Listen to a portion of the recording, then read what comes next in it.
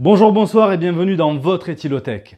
Aujourd'hui, j'ai le plaisir de vous inviter à un voyage dans le temps, à la découverte de l'histoire de l'alcool, des origines à nos jours. Allez Marty, dans la DeLorean, direction la préhistoire.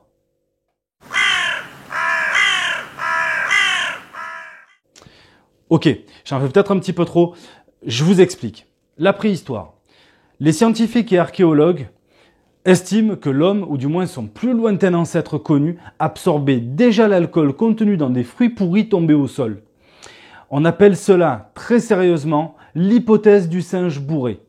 Cette hypothèse, toujours vérifiable de nos jours en observant certaines espèces animales qui se nourrissent de fruits trop mûrs tombés au sol, fruits dont le sucre a fermenté sous l'action du soleil, entre autres, et les rendant alcoolisés. Cela donne lieu à des images assez cocasses que vous trouverez, j'imagine, sur YouTube. Je vous laisse aller voir. Concernant l'homme, effectivement, on parle plus ici de grands singes que d'Homo sapiens et d'une alternative nutritive lors de pénuries de denrées alimentaires comestibles classiques. Globalement, plus de fruits sur les arbres, on mange ceux qui sont tombés au sol, sauf que ceux-là ont été légèrement améliorés par la nature. Cette étape fut essentielle pour nous, Homo sapiens, aujourd'hui, puisque cette expérience pour nos ancêtres a permis à leur organisme, par absorption d'alcool, d'évoluer pour mieux tolérer les effets de cette boisson. On appelle cela très sérieusement la gueule de bois évolutive. Concrètement, il a fallu attendre l'âge de pierre, et je ne parle pas du voisin d'à côté, mais du néolithique, pour retrouver dans des poteries des traces de boissons fermentées. Cela coïncidant avec l'invention de l'agriculture et de la poterie il y a 10 000 ans. Les écrits les plus anciens traitant de la consommation et de la fabrication d'alcool sont des pictogrammes sumériens remontant à -4000 avant Jésus-Christ. On trouve également trace écrite de cette boisson, de ces boissons, vin et bière, dans l'ancienne Égypte, l'ancienne Babylone, et également il en est fait référence de manière plus romancée, mais toujours aussi historique, dans l'Iliade et l'Odyssée, la Genèse, l'Ancien et le Nouveau Testament, entre autres. Concernant les références mythologiques les plus évidentes, je citerai Dionysos et Bacchus pour les Grecs et Romains, et une petite mention spéciale pour ma préférée, Ninkasi, déesse sumérienne de la bière, les Sumériens ayant plus de 20 sortes de bières différentes. Son nom signifie littéralement « dame qui remplit ma bouche ». Pas d'allusion graveleuse de ma part à ce niveau-là, mais juste la parfaite image entre la divinité et la bière bien fraîche que l'on va déguster tranquillement. Je trouve ça magnifique. Impossible évidemment de passer outre les bacchanales et autres fêtes dionysiaques, préfigurant les orgies romaines dont quasiment tout le monde a entendu parler. Cependant, l'alcool n'est pas l'apanage du vieux continent. Quand je dis vieux continent, donc ça va être le bassin méditerranéen. On retrouve des traces écrites en Chine à -650 avant Jésus-Christ, où les Chinois estimaient que l'homme ne pouvait pas vivre sans bière.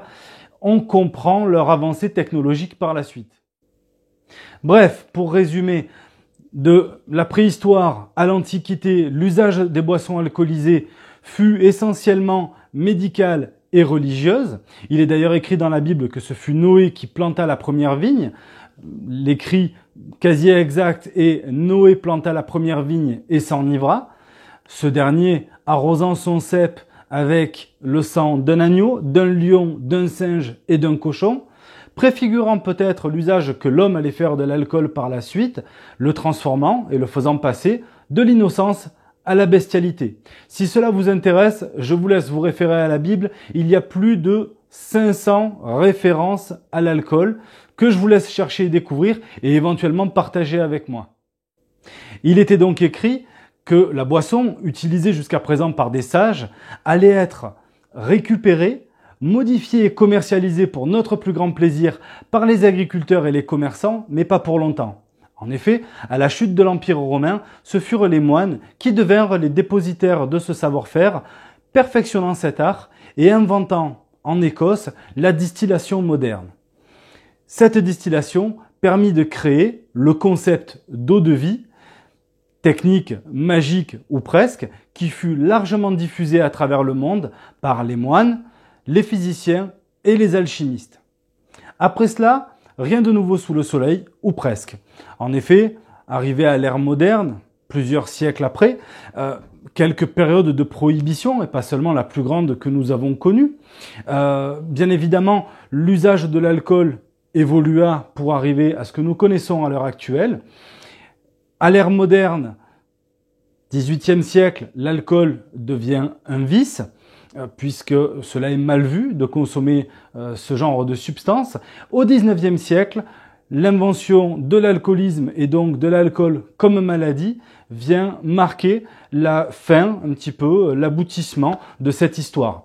Dernière nouveauté cependant, et pas des moindres, la mixologie, art du cocktail, qui permet aux hommes, pendant les périodes de prohibition, de consommer l'alcool, souvent des alcools frelatés et de mauvaise qualité vendus sous le manteau.